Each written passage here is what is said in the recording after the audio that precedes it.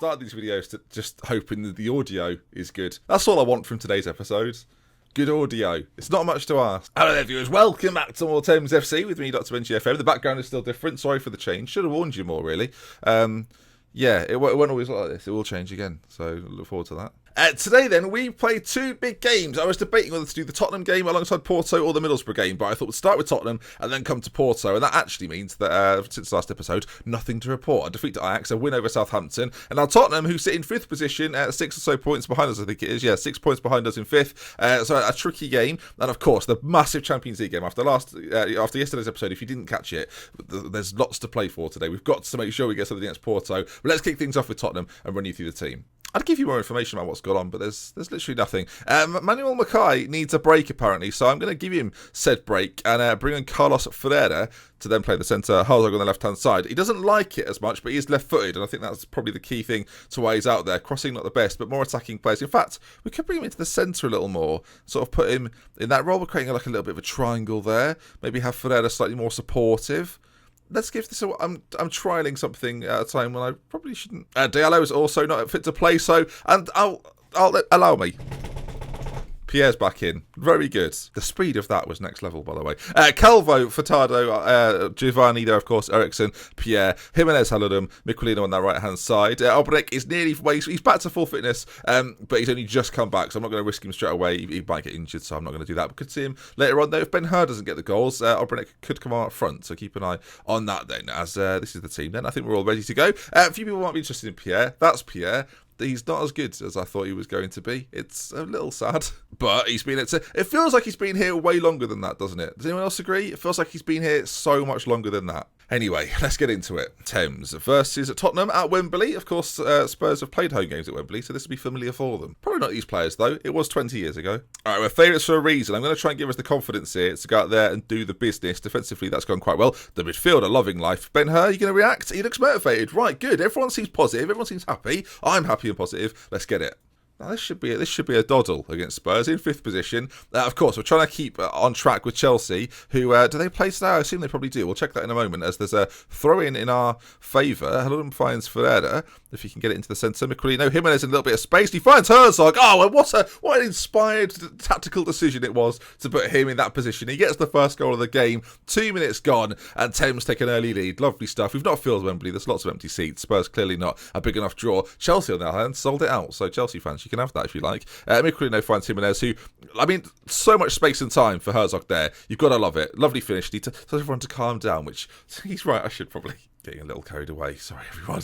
By the way, just noting this right now, there shall be a video tomorrow. So it's Saturday. There will be a video on Saturday. Just thought I'd fill you in. Probably on Sunday as well. The save has to finish at some point. So although there's not usually weekend uploads, this is the pre-warning. There will be weekend uploads, as they've missed a really good chance. If you want to know when I upload, it's 5 PM every single time. But check Twitter, because I always tweet out when the video's live. Spurs coming forward here. McCafferty with it. I don't know why I said it like that for. Coyle on his right-hand side finds McCafferty. Calvo with a good save. If you'd have taken his time there might have been a much better opportunity, as Pierre's got a throw in for us now. Ferreira back to Jimenez. And we've seen this Herzog-Ferreira combination once before. We're seeing it again here. It's quite exciting, really, as Ferreira picks it up, finds Ben-Hur, looked offside to me, actually, and, well, apparently it's not. Definitely was, though. I mean, if we had VAR, they would have ruled that out, I assume. I mean, it looked offside to me, just based on where Ben-Hur was stood. But, I mean, we'll look at it again, we'll see if it is offside or if I've made a mistake, because Ferreira picks it up here. I mean, he could have been onside with that guy. We're a little bit... Let's pause it properly. So it was at that point, when he plays the ball, I feel like he's probably just off. All right. Cool, 2-0. Some of the things this game has done to me over the years, I feel like I'm allowed a few of these. Ferreira, Jimenez now. And where's Jimenez off to? He plays it to this left-hand side. Pierre whips it in, and it's not that good. Spurs bring it forward on this left-hand side. Klein puts it in. Ericsson heads clear, but only as far as Lonev. Nice, easy name to say. I appreciate that when it's probably not English. There's Porto there. Furtado gets in on the first challenge. Ball played in. McCafferty's there to score. And Tottenham get a goal back. 33 minutes gone. 2-1. Goals galore. So at half-time then, I'm going to try and keep things as they are, really. Calmly get out there. Happy with the performance so far. Keep it up. We conceded a goal. It was out of nothing, really. So don't get too downhearted, boys. There's a throw-in for us just at the start of the second half. Is anything going to come from it? Jimenez finds Haludin. He finds Ferreira. It's got to be, and it is. 3-1 to Thames. And if we can get this win against Tottenham, there's become this thing now where I feel like we are definitely better than the likes of Southampton and Tottenham. And actually this season, Arsenal and Liverpool. But Southampton and Tottenham are always there or thereabouts with us. We seem to have broken away from them now. And we're very much part of this Chelsea, Manchester United, Manchester City conversation, which is much better. This actually will put us 5 points ahead of Man City, which is curious. Still, though, Chelsea with that 3-point lead if they win their game today. And, of course, if we win ours as well, as Jimenez. Quite a distance out here, but he goes for it. Oh my, surely not. 47 minutes gone, we've only just scored, bear in mind, and Jimenez has scored a screamer. I was not expecting that. Let's look at this again then in 3 dimensions from behind the goal. He picks it up about, 25 yards out? Little touch out his feet, and in off the crossbar, the keeper dumbfounded. He's loving it, and so am I. Chance for Spurs, though. This is okay. It's out. Well then. What a tie-up for the books, viewers. That was very exciting. 2 goals in 2 minutes, and we're looking very good. Nicolino, right side, finds Ben-Hur on the edge of the box. He finds Jimenez. The flood... They're open. They couldn't be more open. The floodgates are out all over the place. It's 5-1 at home to Spurs. The Wembley crowd are loving this. Jimenez has scored 2 very good. This on its own would have been great. After the goal he's just scored, a little bit underwhelming. Who knew? There's a highlight after the goal. Is there about to be 7 in this game? We scored 2 in quick succession earlier on. Is it going to happen right here, right now? Pierre, maybe he's the factor in all of this. Finds Herzog. Jimenez, ball through to Michelino. Surely not. It's saved. He has got arms. It's confirmed. 5-1 to the good. Everyone playing well. We'll bring Obrenick on that right side. Michelino off, then Obrenick on. And with 20 minutes to go, who knows where this could end up. There's another highlight. Pierre finds Ferreira in a little bit of space and time, and, well, he blazes it. Spurs with a little bit of possession, switch of play, out to cover someone or other. And McCafferty, he just hammered it home. Spurs get another, although if they come back here... I'll say it now, viewers. If they come back to equalise and make it 5-5, that will be the end of today's video. So let's bear that in mind. Defensive. Stop this now. Haludin, free kick. We don't score those. Going to bring on Antonio on for Giovanni just because forgot he existed. Ben-Hur, surely he's not going to do something magical, is he? Herzog's gone for it. We've hit the bar. Is there going to be another goal here?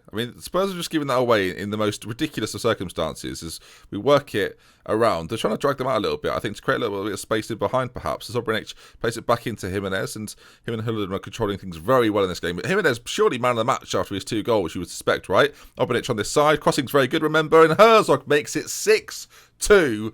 What a game. This could have been a game on its own. There's now the discussion, isn't there? Do you play Mackay on that left-hand side, or do you just keep Herzog in this role? Him and Ferreira, they've played well together before, and they're doing so again today. Great finish from him. Still telling people to calm down. That's been his mantra throughout this game. Difficult to be calm, though, when you score 6 goals. And there we are then. That wraps it up. Full time here. Thames 6, Tottenham 2.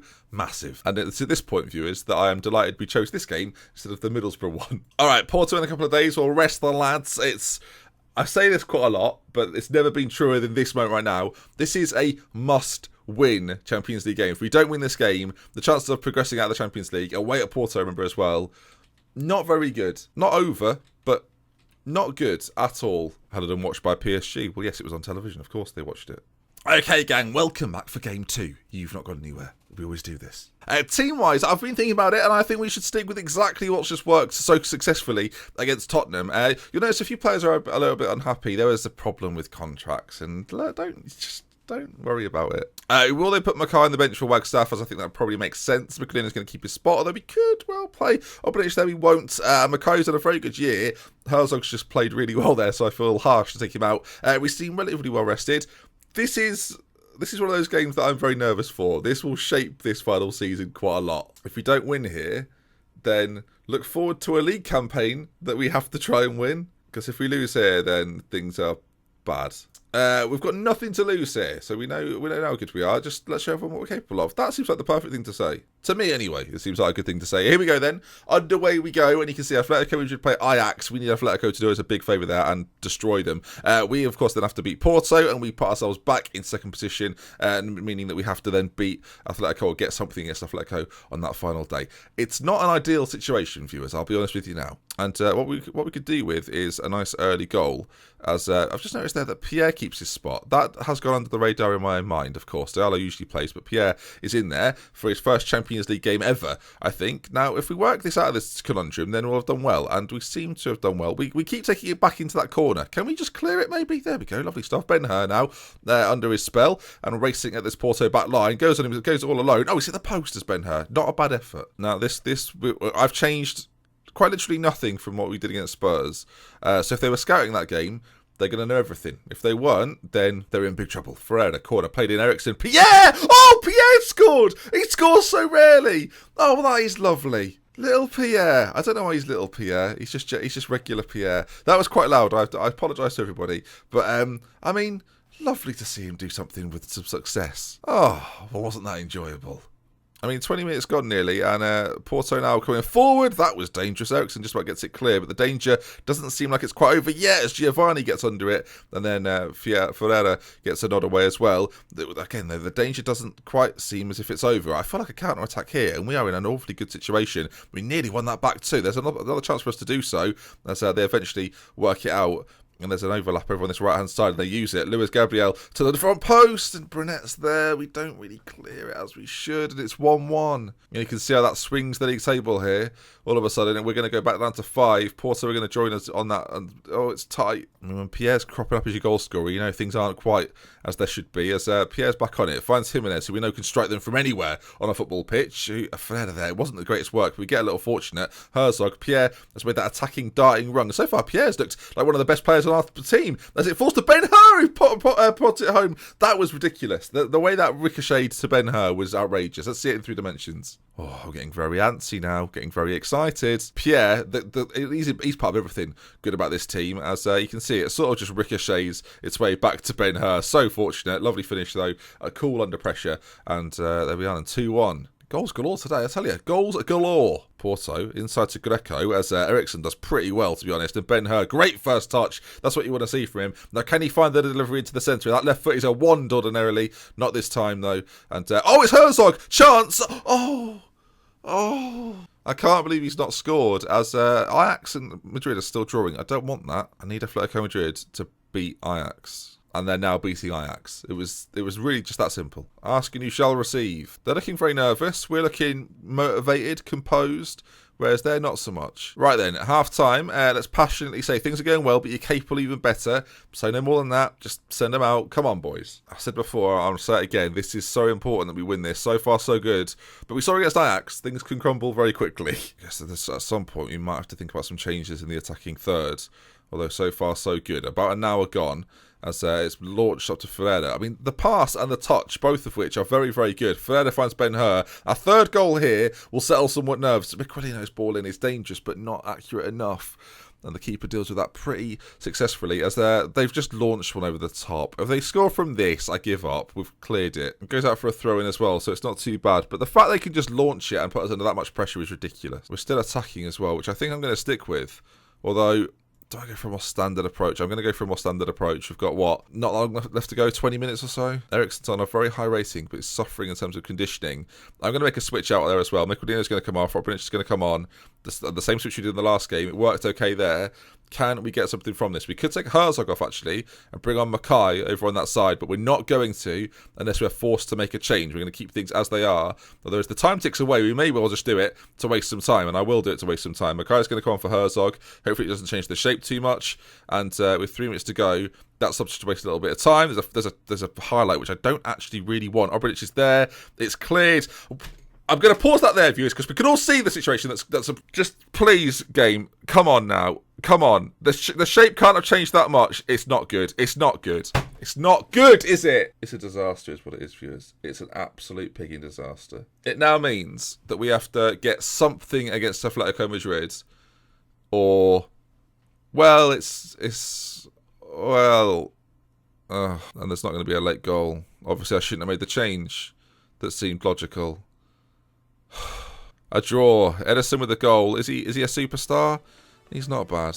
Well, there we are then. Some last-minute heartbreak. Now, the good news for us is that Atletico did the job we wanted them to against Ajax, which means if Ajax and Porto draw, then we can afford to draw against Atletico, but we need to get something against them. The reality is, folks, and this will be next episode, we must beat Atletico Madrid, or we can say goodbye to the Champions League. It is not going to be an easy task, but they're through. They're top of the group. They're happy, but I'm not.